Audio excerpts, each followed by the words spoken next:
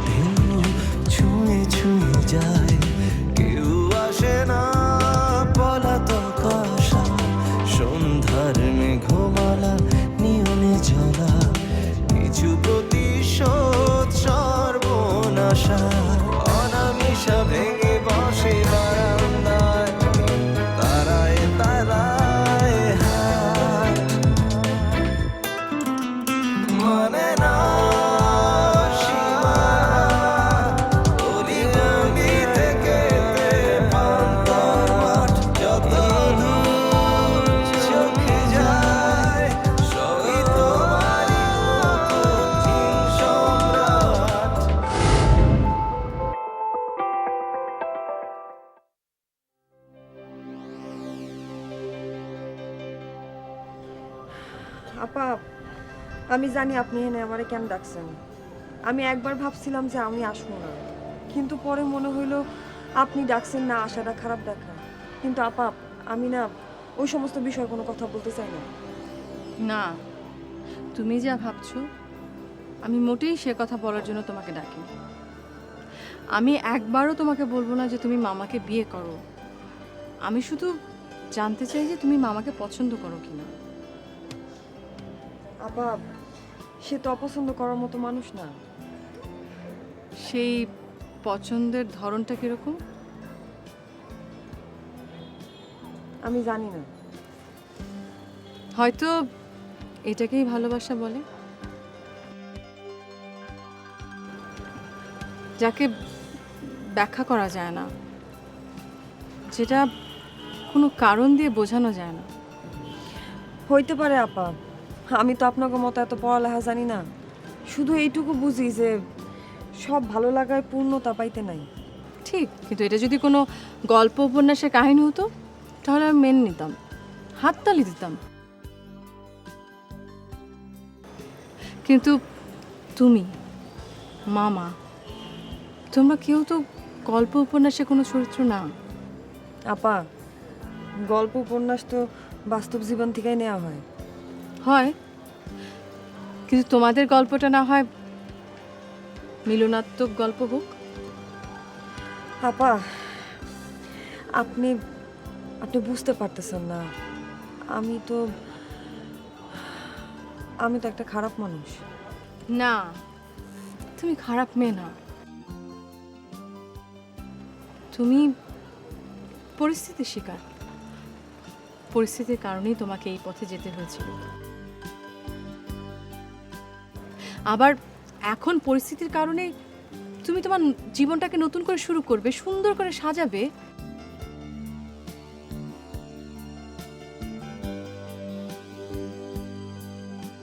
তবে মামা কাল একেবারের জন্যই গ্রামে চলে যাচ্ছে, তোমাকে এটুকুই বলতে চাই।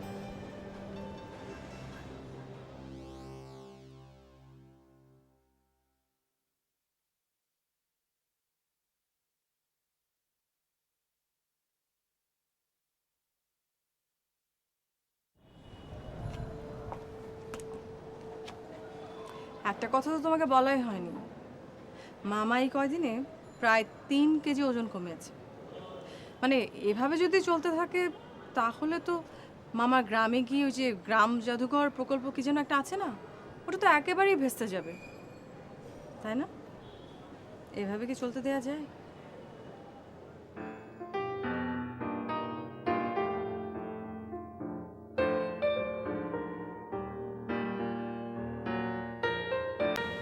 শুভ্রা, সম্রাটের প্রস্তাবটা নিয়ে কি ভাবলি? জানি না, বুঝতে পারছি না সম্রাটকে কি বলবো। সম্রাটকে কি বলবি সেটা বুঝতে পারছিস না? আমি আসলেই বুঝতে পারছি না মা। আমি বুঝলাম না, এত বোঝাবুঝির কি আছে? তুই ওর অফিসে জয়েন কর। কিন্তু বাবা বাবা ওই অফিসে। শুভ্রা, তোর বাবার যতদিন হায়াত ছিল উনি ততদিন বেঁচে ছিলেন।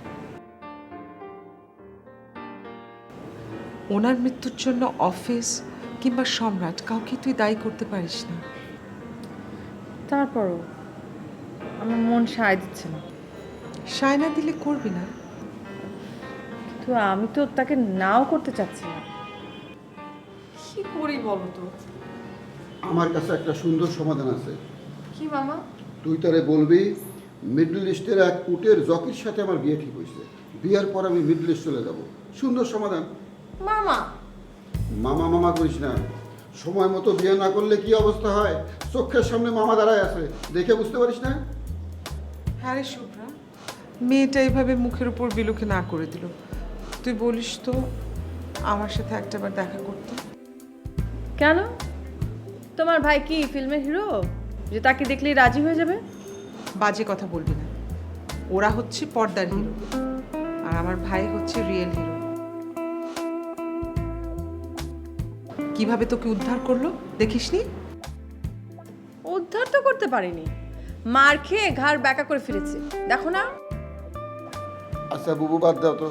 কে আমারে পছন্দ করে নাই, না করে দিছে, করতেই পারে, এই স্বাধীনতা তার আছে। শুভ্রা শোন, এখন তোর সামনে দুইটা রাস্তা খোলা আছে। হয় তুই সম্রাটের অফিসে জয়েন করবি, নয় মিডল ইস্টের উটের জকিরে বিয়ে করবি।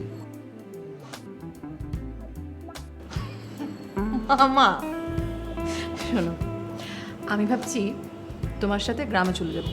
গ্রামে গিয়ে তোমার গ্রাম জাদুকর প্রকল্পে কাজ করব।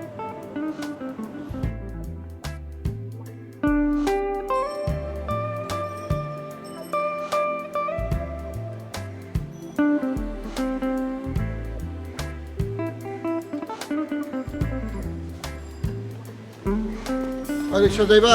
হ্যাঁ যাবো। কোথায় যাবেন? Mohakhali bus terminal. যাবো। কত দিবা? 50 টাকা দেবেন। চলো। ওই রিকশা থামাও। আরে তোমরা বস, এইটা কোনো কথা? আপনি আমগো না জানে যাইতেছেন গা? আমরা তো এতিম হয়ে যাবো। না জানাই কই, আমি বলছি তো। কারে কইছো? দেখো যে তুমি তো দাও উত্তর দাও। দেখো আমার বাসে দেরি হয়ে যেতেছে। হোক দেরি, আমি তো তোমার এমনি একলা একলা যাইতে দিব না। হ্যাঁ বস, আমরা একটা যাইতে বস। কে আমি বাচ্চা মানুষ নাকি আমার লোকে কাউরি যাইতে হইব? আমি ভয় পামু? হ্যাঁ বাচ্চাই তো, বাচ্চা না হইলে কি কেউ রাগ করে এম কয় না খাওয়া সাইডে দেয়? কেরা কইছে আমি না খাওয়া ছেড়ে দিছি? 3 কেজি ওজন কার কমছে, তোমার না আমার? কে আমারে যেতে দাও, দেরি হয়ে যেতেছে। যাইতে হইলে আমার গায়ের উপর দিয়ে যাইতে হইব। আমার ওইখানে কাম আছে। ও আমার আইডিয়া চুরি করে তুমি কামের দোহাই দিতেছো? তোমার আইডিয়া চুরি করলাম কই? তুমি তো আমারে বলছো কামটা করতে। বোকা মানুষ কোথাকার, তোমারে একা করতে কইছি না আমায় নিয়ে যাইতে কইছি? আমরা কি দোষ করছি? সারা জীবন চুরি চিন্তায় চাঁদাবাজি করছি, এই প্রথম একটা মহৎ কাজের সুযোগ পাইছি। আমি করে নিবেন না বস? হ হ তোরাও যাবি। আরে এইটা তো দেখি পুরা ব্যাটালিয়ন। হ্যাঁ যাইতে হইলে পুরো ব্যাটালিয়ন লয়ে যাইতে হইব, একলা যাইতে পারবা না। আর এক রিক্সায় কি এতজনের জায়গা হইব নাকি? সি বস, এটা আপনি কি কোন? এক রিক্সায় কেন? কিয়া ভাবি আর আপনি এক রিক্সায়, আমরা পিছে পিছে। ভাবি? কেরা ভাবি? হ্যাঁ ভাবি হইলে কখন? হায় রে আমার কপাল, তুমি যদি অগ বড় ভাই হও তাহলে আমি কি হব, ভাবি নাকি? ও তাই তো। ওঠো ওঠো, জলদি ওঠো জলদি ওঠো।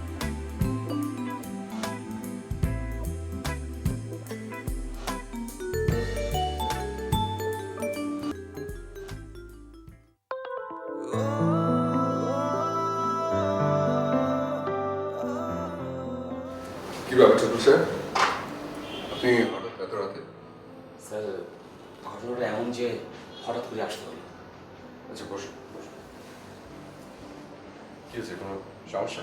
জি স্যার, সমস্যা। একটা বড় ধরনের সমস্যা। কি হয়েছে একটু করে বলো তো। স্যার, আমরা ওই আমেরিকান কোম্পানির কুইনাক্রাম ইঞ্জেকশনটির প্যাটার্ন নেওয়ার জন্য আমরা স্বাস্থ্য অধিদপ্তরে একটা অ্যাপ্লিকেশন করেছিলাম। এখন হেলথ সার্ভিস থেকে ক্লিয়ারেন্স দিয়ে দিলে আমরা মার্কেটিংটা স্টার্ট করে দেবো। কিন্তু স্যার, ওই ক্লিয়ারেন্স নিয়েই ঝামেলা। কিসের ঝামেলা? আচ্ছা, ডোন্ট ওয়ারি, আমি মিজান সাহেবের সাথে কথা বলবো, উনি আমার কথা ফেলতে পারবে না। স্যার, বললেও কতটুকু লাভ হবে আমি জানি না। টুল সাহেব, আপনি একটু ক্লিয়ারলি বলেন তো সমস্যাটা আসলে কি? স্যার, গোড়াতেই গলদ। আজই স্বাস্থ্য অধিদপ্তর থেকে আমাদের কোম্পানির নামে একটা চিঠি ইস্যু করেছে। ওই ইঞ্জেকশনে নাকি সাইড ইফেক্ট ভয়াবহ। এই খবরটা পাওয়ার পর আমি নিজেই খোঁজ খবর নিয়ে যা জানতে পারলাম তাতে তো আমার মাথা একেবারে খারাপ অবস্থা। সাইড ইফেক্ট হচ্ছে বলে আমেরিকান গভর্নমেন্ট ওই ইঞ্জেকশনটা ব্যান করে দিয়েছে। এই খবর আমাদের গভর্নমেন্টও পেয়ে গেছে, তাই যে কোনো সময় তারা এই একই সিদ্ধান্ত নিয়ে নিতে পারে।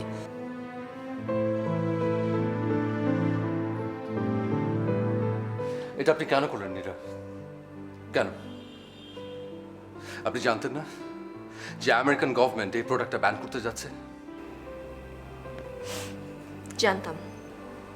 সবকিছু জেনেও কেন? আমি সবকিছু জেনেই করেছি। কেন জানতে পারি?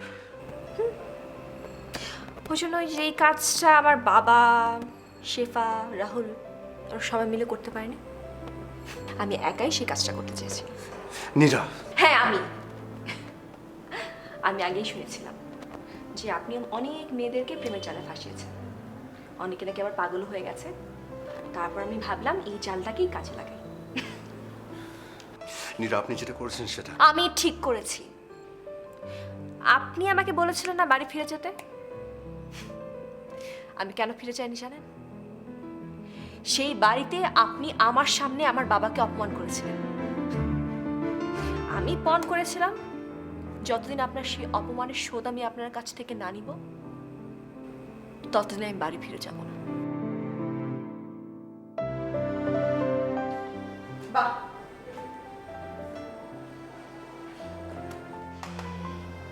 মেয়ে হয়ে বাবার পক্ষে লড়াই করে নিশ্চয়ই আপনি জিতেছেন। খানিকটা আত্মতৃপ্তিও পাচ্ছেন নীরা। তবুও আপনাকে আমি নিশ্চিত করতে চাই যে প্রতারণাটা আপনি করেছেন তার প্রতিদান একদিন না একদিন আপনি পাবেন। আপনাকে পেতেই হবে। আমি সম্রাটের সাথে মিশে বুঝতে পেরেছিলাম তার বাইরের খোলসের ভেতরে রয়েছে অসম্ভব একজন ভালো মানুষ, জাস্ট লাইক এ বেবি। আফসোস, আপনি সেই ভালো মানুষটাকে আবিষ্কার করতে পারলেন না। আপনি পেরেছিলেন তো, তাহলেই হবে। ইতিহাসে আমরা অনেক সম্রাটের কথা পড়েছি। নেপোলিয়নের মতো সম্রাট ছিল যে কোনো যুদ্ধে হারেনি, আবার হুমায়ুনের মতো সম্রাট ছিল যে একের পর এক সব যুদ্ধে হেরেছে। ইতিহাস হয়তো আপনাকেও ঠাঁই দেবে,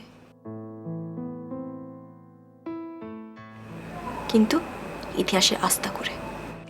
কে ইতিহাসের রাস্তা ঘুরে ঠাঁই পাবে সেটা সময়ই বলে দেবে। মানেটা আমি বলছি।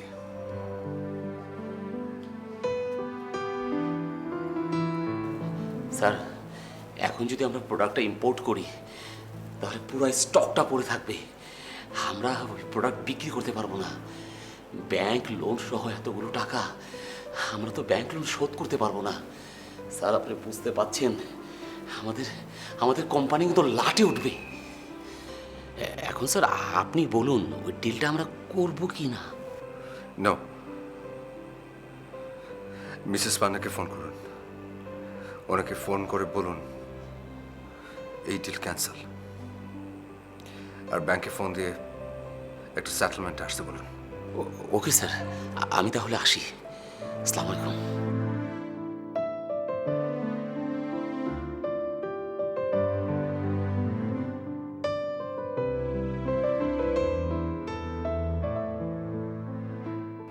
ছি ছি নীরা, ছি।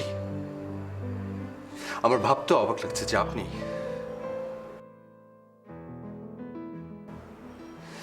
আমার 2বার জীবন বাঁচিয়েছেন, আমরা দুজন খুব ভালো বন্ধু। We had some really good moments. সে সব মেখেছিল, সব।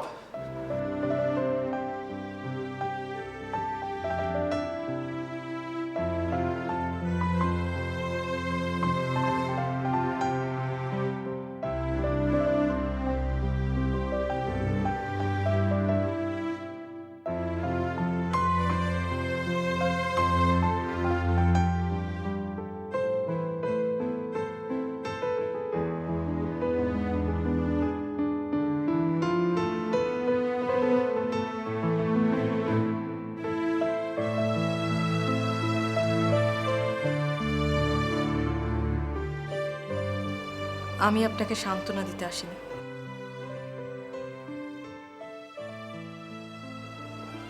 এসেছি আপনার প্রস্তাবে সাড়া দিতে, মানে একসাথে কাজ করতে। Shubhra, I just can't believe what just happened. What's going on with me, with my life? I just can't believe. Please please আপনি এভাবে ভেঙে পড়বেন না। একমাত্র মানুষই পারে জীবনের যে কোনো জায়গা থেকে আবার নতুন করে জীবনটাকে শুরু করতে। এই কোম্পানি তো শুধু আপনার একার না, আমারও। আমার বাবা তার চাকরি জীবনটা শুরু করেছিলেন এই কোম্পানি থেকে, শেষটাও করেছেন এখানে।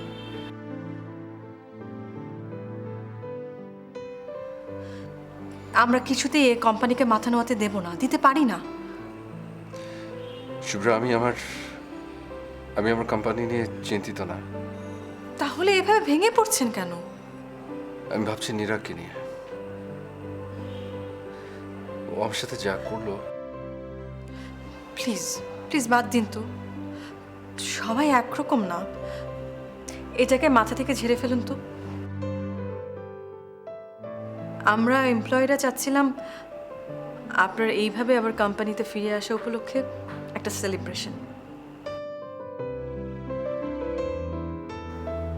আমরা সবাই জীবনের হাসি আনন্দ থেকে অনেক দিন দূরে, অনেক দূরে।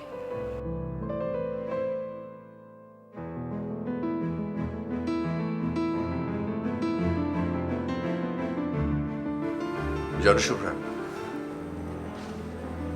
মানুষকে মাঝে মাঝে একটা বাড়ির সাথে তুলনা করা যায়। কিছু কিছু মানুষের মন একটা খোলা বাড়ির মতো, দেখে মনে হয় সমস্ত দরজা জানলা খোলা, পর্দা উঠছে হাওয়ায়। তাদের জীবনে দুঃখ খুব ক্ষণস্থায়ী, তারা হো হো করে হাসতে জানে। যেমন আমার দাদা, তুমি।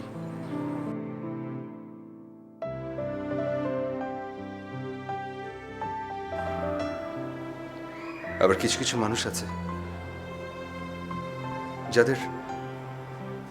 যাদের মনের বাড়ির দু একটা জানালা খোলা, কিন্তু বেশিরভাগ কপাটি বন্ধ।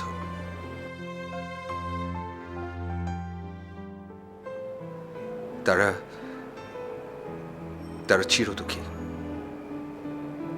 যেমন আমার বাবা, আমি।